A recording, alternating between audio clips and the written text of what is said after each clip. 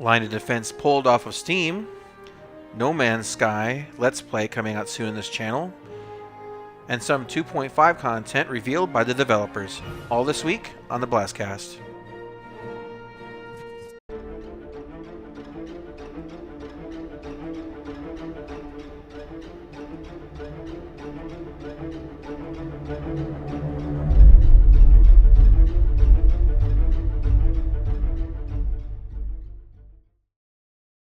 Greetings, citizens. Welcome to another week's BlastCast. Of course, I am Jarus, and with me, as always, is my bastion of common bastion of common sense, Lightning Dragon. We started doing this one a little bit late. He was tired. That's okay. Let's get to it.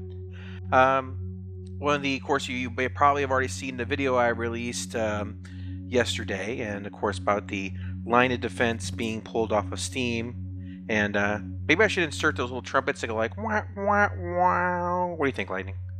I think you did a good enough impression on your own. Yeah, that'll work. So, yeah, the game being pulled, I think, he says he pulled it because of the biased reviews. And the thing is that most of those reviews came out over 4 months before he had even done his Star Citizen attacks. And it was just, the reviews were bad because there was no game. It was just a broken, muddled, muddy mess. Like all of Derek Smart's patented crap.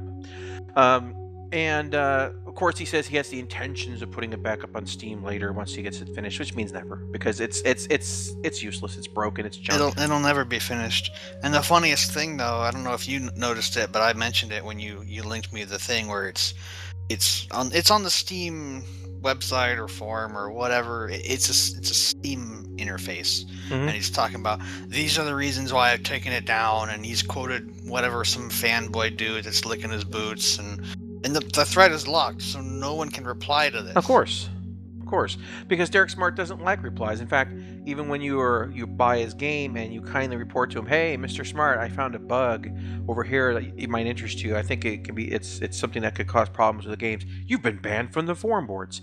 He does that to everybody because he doesn't make mistakes. He's Derek Smart. And I read on some sites that they believe that what actually happened was Derek Smart took it down before Steam got rid of it, because it's almost 6 years overdue. And as I was telling Lightning earlier, this is looking at you, DayZ, standalone game, because you've been out there a long time too and haven't really done anything. So if this becomes... It had such a potential of being a good game. It did. I mean, there's still parts of it I enjoy, but DayZ is that game is I hate PvP, and DayZ PvP is probably the worst type. It is just I'm out for myself, I'm gonna just kill everybody because it doesn't fucking matter mentality. And the biggest thing that kind of drove me away from the game is I can't play on a private server. It's a survival game. What are you surviving against? Zombies. There's just other players in the world. So why should I have to deal with asshole players if I have bought and paid for a game? Isn't it my right as the owner to be able to play the game how I want? That's why I hate a lot of these multiplayer only games. I mean, like Evolve, for example, right? It's a multiplayer only game. Okay, well, it's a PvP asymmetrical thing, and it's free to play now. Well, I didn't pay for it when it first came out because it's a multiplayer only game, and I'm not gonna waste a couple gigabytes of hard drive space even if it's free now, because I don't like those kind of games, and that's my personal preference. There's tons of people that love those games, but that's true. I'm not one of them. Sorry. No, I totally get it. And the only way you can play DayZ the way that you're talking about is if you got your own private server, put a password on it. Yeah, exactly. And that's not worth the investment to me. The game isn't that good. So the next thing I want to bring up real quick is people here know from some of the videos on my channels that I use two Thrustmaster T16000 joysticks for my flight control, and it looks like Thrustmaster is bringing out a new throttle for a HOTAS system that goes with the T16000. I'll throw the clip up here, the picture. And more pictures. More pictures. Make them spin.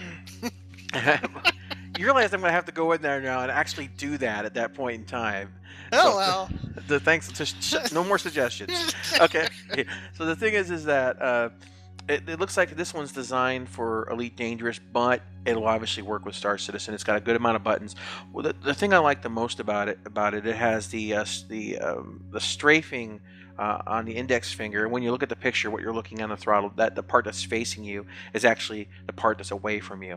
And It's the front, not the yeah, back where your I had to hand rests. clarify. I was staring at it for a long time. It's like, but it looks like it's like right hand control. I mean, that's fine, I guess. But is there going to be two versions? It's like, no, stupid. Think outside the box. That's the hard thing with the 2D image. Is like, what side am I looking at? And after it being explained, it's like, oh, that makes a lot more sense. And the thing is that the strafe controls are analog; they're not digital, and that means you can get a lot of fine movement on that. And so, as you set your control methods, whether cruise or combat or precision mode, that particular strafing setup should be good enough for landing smoothly and things like that. When that comes out, I'm definitely getting it. I think that would just be a wonderful addition. I love the T16000, and what's also great about it is it looks like the throttle is a slide, and a lot of the throttle I have with the X52, it's kind of on a fixed pivot. So as you throttle up, your hand position changes. But Which with is what I was talking about. That looks nice because it's just a forward and backwards as opposed to like an actual throttle, which is like on a wheel and you roll it forward. Which is as far as like aesthetic reasons go, that feels better because you yeah. feel it going up and then forward, and you have a more, I guess, tactile feel, if you want to use that phrase. So the traditional throttle rolling looks cooler, but as far as functionality, then your hand is shifted slightly, and there's other things that come with it. So as far as you know quality or ease of access, something just being able to move it forward and backwards is probably a better bet. Yeah, and the joystick they have for this set in and of itself looks exactly like my T16000. Maybe, I mean, it's the same basic model. They changed the throttle slider a little bit. My button goes in, theirs comes out. But hopefully they sell it as a separate unit because I'm definitely looking forward to picking up one of these and definitely think it's worth it. Um, and also, as a channel announcement, I am actually going to be playing a Let's Play of No Man's Sky when it comes out. I'm going to be going through it. So those of you who have no interest in No Man's Sky, those of you who don't care, if you see that come up in your inbox, just feel free to ignore it. I'm still going to be doing Star Citizen stuff. Nothing's going to slow that down. But I love sci-fi games in general, and nothing's going to keep me from exploring new possibilities out there. And I think No Man's Sky is definitely one of them I want to dig into. In fact, there was an estimate done today, and I watched a small video. There's so many planets that if you were to visit one planet per second to finish them all, it would take you over 500 billion years to see all the planets in the game. Now, if you can't find things to do in a game like that, you need some serious help. My only thing with No Man's Sky, and the developers themselves have said this, is there is 16 quadrillion planets or whatever, and they're all procedurally generated. So every planet you come across is unique in some form or fashion. But how many of them are going to be like, ooh, this looks just like Earth, or ooh, this looks just like Mars? How many of them are going to be, oh, look, it's a giant ash volcano planet, and it's hazardous to land on? And you're going to see a lot of that stuff just because of the nature of the game. So not every planet's going to look good, and it seems to me No Man's Sky is more of an exploration game than a like Minecraft, for example. I've heard people compare it to Minecraft, but we're not going to be like building up settlements or anything, at least in the base game. I mean, later on when they release the expansion packs, that might be possible, but from what I've seen and what people have been talking about, it's just going to be an exploration game. So I am interested in the game, and I'm glad Jarvis owns it because I'm going to be watching his videos and watching his live streams and stuff. But for me, I'm going to wait before even throwing my money down and saying I want this. Still interested though. To me, see, the thing is, like, I also own Elite Dangerous, and Elite Dangerous is something I prefer to play with people, even if it's on a private group kind of server setup, because it's more fun to me. But without the people in there, just the way I feel about Elite Dangerous is there's not enough content to keep a solo person really engrossed. Now, some people get into it big It's time. repetitive. The content is all there, but it's all the same thing. Yeah, it needs more. But it looks like No Man's Sky. It's like, okay, we're gonna take what you have in Elite, we're gonna add FPS stuff, and we're gonna have mining, actually digging in the planets, at alien races you can interact with, things like that. So to me, it seems like it's the things that I kind of wish that were in Elite Dangerous when I'm just out there solo by myself. It would make it more interesting. So when I'm Where not Elite Dangerous is made to be played with friends right, or at least other people, where No Man's Sky, ah, geez, there's a motorcycle driving by. I know I heard. Lovely. Where with with No Man's Sky, it is, designed that you can and will be playing this by yourself. Yeah, and that's fine. And I think for that kind of gameplay, it's really nice to have just a game where you can just get out and do your own thing. There's nothing wrong with that. Uh, So, on to the next subject here. They were talking about the early implementation of mining and salvaging. And it looks like to test the systems, what they're going to be doing first is actually giving you a hand tool to do those things, whether mining on a small asteroid or on the surface of a planet, or finding parts of a ship floating in space and then stripping out components to put them into containers and then turn around and sell them.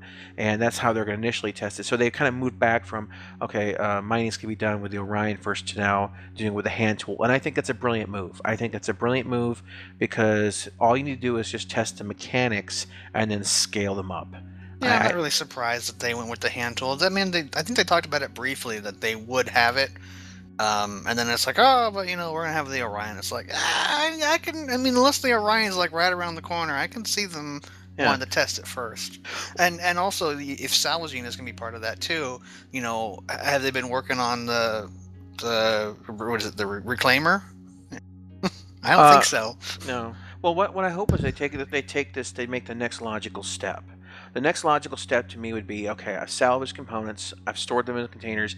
Let's use those components with my repair tool, fix your ships in space, like do some welding or whatever has to be done. Just as a kind of, because you're going to have the Crucible, which I do own, and I would like to see this mechanic test as well. So you put all that together. Okay, you go mining. Here's some raw components. You've gone salvaging. Here's some finished components. Let's put those together and do some repairs. And I think that would be. he's a little under the weather. So the thing is that basically I think that would be a good trio to kind of build together and really kind of be fun. And there was actually a discussion. The devs did give us some confirmation of some of the things we're going to be seeing in 2.5 already. They said the Reliant, the base model, is going to be flight ready. The Argo cargo version and passenger version is going to be flight ready. Continue. Yeah, currently that's the concept ship that's going to be that they were talking about. The thing about the Argo is that it's nice. I mean, you even see it in the walkthrough in Squadron 42, but it doesn't have a jump drive. Yeah, yeah. Well, I think I've already got it up at this point. But the thing is that it's one of those ships that if you have it, if you have you're playing the persistent universe, this is what you're gonna do. You're gonna summon it to the pad and fly around the station and then land. It can't. And then you'll get a different ship. Yeah, it can't go anywhere. So saying it's flight ready when you can't use it for Arena Commander and you can't use it in the persistent universe is like. It's like a worker bee, is what it is. Yeah, I mean, it's really one of those things you kind of scratch your head because you can only summon one ship at a time, right? I mean, maybe if your friend summons a Starfarer and then you get the Argo and then land the Argo and the Starfarer, I mean, maybe. But if right now, I mean, it's nice that that'll be in there. But to me, it's like I just don't see any function or purpose for it right now. It seems to me if they had physical, ore objects or physical salvage boxes, then you could put it in the ship. But then again, at the same time, if you're flying in anything besides a fighter, you can still put stuff in them. I mean, even the Aurora has got that cargo box. You can put things in that. I mean, I don't see what use this ship has aside from being like, I bought an Idris. Oh, it comes with 4 of these because it needs them for repair or thing. I don't see why this ship has any role outside of being part of a package deal with a large ship. Yeah, basically. So I mean, I'm not against it. I'm not upset by it, but I'm just like it's one of those kind of things for me because I don't really need it, and I'm not. It's one of those ships that I never even looked at as having interest in. So I don't think it's going to be like a hot sale item. Um, and of course, with 2.5, we're getting Grim Hex Pirate Outpost. Now that I am looking forward to. Of course, the fact that they haven't determined yet. Pirate. Yeah, pirate, quote unquote pirate. We don't know yet for certain what is actually going to be in Grimhex in the sense of like combat. Will some areas be combat only, or will all the whole station be open to combat? And I hope not, because if it's all open to combat, good luck buying anything. Because the second you step out of your ship, there's gonna be like 20 dudes running at you and shooting you. At least for the first few days. Eventually that'll get old and they might stop. But no, it'll never get old. This is the internet. Oh, I'm sorry. I forgot this was the internet. Okay, never mind. Prepare your bunghole. It's time to go to Grimhex Station. So yeah, that could be. I think they need to make the back alleys or the areas that are off the central area as open to whatever, like the grungy parts, and they could throw in like illegal shops later or something like that. You know, like you do, like when you add cargo, you can have narcotics shipping or whatever, and you have to buy the narcotics from the shady back alley dealer with 20 snipers sitting at the end of the hall waiting for you to make a purchase, or whatever. But yeah, I mean, I think really what I like about the station is the grunchiness, the grit, and I'm really looking forward to seeing that. And they're also with the station introducing Landing Zones 2.0, and what Disco Lando said exactly was Landing Zones 2.0 might otherwise be referred to as Landing Pads 2.0. It has nothing to do with previously referred to landing zones like ArcCorp or Nix. It's more a continuing refinement of how you can approach and land on platforms throughout the Stanton system, like Korea, Cryastro, Port Olisar, and the upcoming Grim Hex. So it looks like they're changing the way that the automation is for landing. It might actually go much further out. Like right now, you have to fly pretty much over the pad with automation on. It might take control of you further on because the way it looks, the pads are a little bit different on Grim Hex. So this might all be part of that. And that kind of makes sense too. I mean, they would want to rework that because when you're dealing with things like the Idris and the Bengal carrier, you're going to want to have an automation take over before you're like in the ship. So they may want to be testing out that mechanic, and I have a feeling that that's really what the motivation is here, is that as Squadron 42 gets closer, they're going to want you to fly within a certain radius or a certain location of the Idris, and then the autopilot will take over. And I'm guessing that's what they're actually kind of working on. The last thing here that they talked about in 2.5 is that the item system 2.0, aka the pipelines, is finally going to start coming into effect. Now, this is something I've been waiting for a long time. How much of the pipelines, I'm not sure. But from what I've seen in Bug Smashers and things like that, how you could open up this door or you can open up that door, raise the ladder, lower the ladder, all of it without even entering the ship. Or you can look at the ladder, I want to enter the passenger seat, I want to enter the pilot seat. All those kind of things. Turn the ship on, turn it off. Leave it on when you get out of the ship so you don't have to reboot your shields every time you get back in. Oh, yeah. That'll be nice.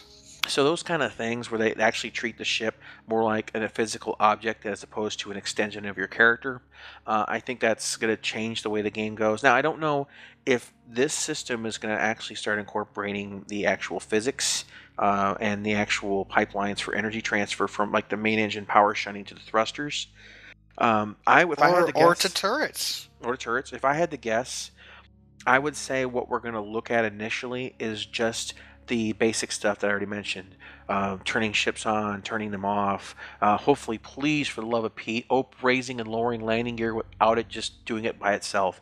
That's been a pet peeve of mine forever, especially if you own the Xeon Scout.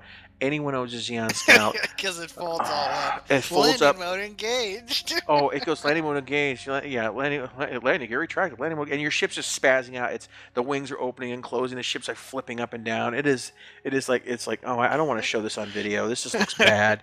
And it's because like if there's so much as a speck of dirt around your ship somewhere in the area, it just decides that it needs to activate landing mode. It's he's getting into the ship. No, I better do landing mode. It just can't make up its mind. And when it does it with the Hornet, you see the wings flapping in and out and things like that. It just it's just good like times. Guys, it's like guys, just give it just a button. If I land on my belly, I land on my belly. I mean that's my fault, right? So, I mean, whatever. So, yeah, that's kind of what we're looking forward to in 2.5 so far. Here's hoping I get into avocado, aka evocati. Avocado. Oh wait, those are gross. What are you talking about? So, or guacamole. That's So, back. we have weird tastes in food, my friend. So, I have basically, great taste in foods. You have weird taste in food.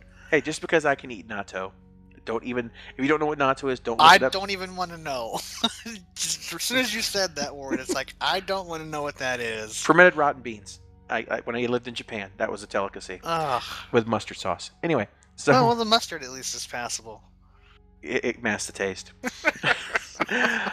Don't ever look up what natto is on YouTube, guys. You might lose your lunch. So when you see it. So anyway, that was this week's BlastCast. Not that much information. Some weeks are drier than others. This happens to be one of them. I think with the Gamescom coming out, they're holding back a lot of information. Which would make sense.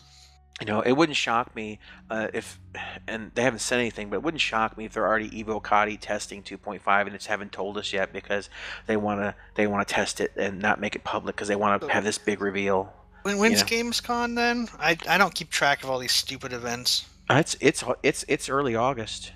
Okay. So it's one of those earlier mid-August. You know, it'd be really awesome. I don't think this is going to happen though, but if they showed a playable episode 1 of Squadron 42, this is mission 1 of Squadron 42. Because I mean, if you think about it, a lot of quote unquote mission 1 will probably be just walking around the ship and talking to people, which they've already showed most of that. Yeah, I mean, they did show that. They did show that last year, and the whole Idris thing. I'd like to see just maybe even if they showed the same thing, just more fleshed out with updated. Yeah, because I mean, I'm sure they've got as you said, more fleshed out. Just well, stuff. Gamescom is August 17th, so I just looked that up. So basically, a little less than a month. So I'm sure there's a lot of pressure right now for them to get stuff done, and not as much time for them to chit chat. But anyway, guys, that's about everything for this week. And if something else comes out, of course, as usual, I will make a video about it. And if not, I won't bother you with it. So I try not to basically fill your boxes up with garbage. And if you have any comments or suggestions down below, feel free to go ahead and leave them. And remember to like the video, or else I'll find you. he might. He will find you, or we'll send you a free copy of Line of Defense. Oh, that'd be just worse. That's your punishment for not liking the video, and we'll catch you next time, guys. Bye. Poor Derek Smart. It looks like he's pulled his game off of Steam. He says because of negative review bias, even though those reviews came in long before he started his crusade against Star Citizen.